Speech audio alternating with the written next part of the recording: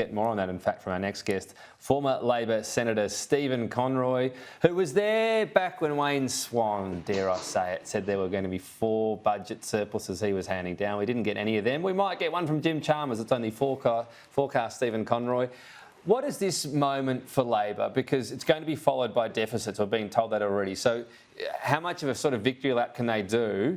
Or do they need to be really wary of the fact that we're going to be going back into the red so soon and maybe pretty deeply?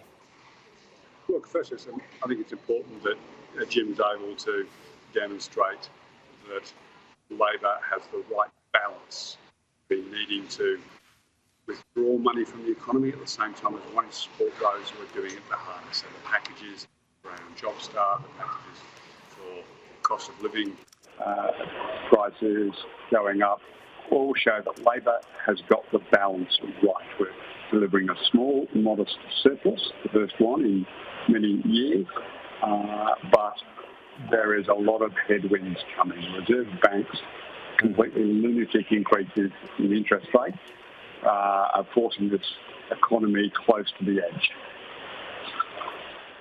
So what do you make of the way Labor is dealing with spending pressures internally, and more so from the left of the party? Because we've got quite a bit of big spending and a lot of it's baked in, the aged care worker increase. It looks like something on Job Seeker. We are going to get something for the single parent payment.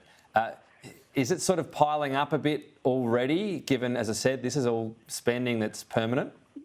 Look, Labor committed to fund increase in the aged care workers' salaries. We know, we've just experienced through COVID that the aged care sector was massively underfunded and massively couldn't attract staff. So this was a core election commitment. So Labor is delivering a core election commitment.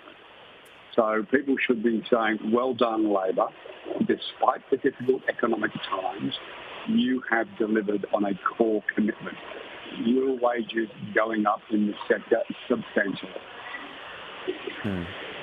So I guess to balance that, what about, are we going to see some more revenue raising? I mean, the PRRT was one area.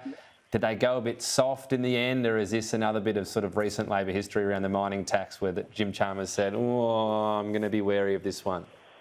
Look, on the one hand, you've got some in the welfare sector saying you should have gone harder, the Greens saying you should have gone harder, Matt Canavan saying terrible, terrible, terrible, the coalition opposing it.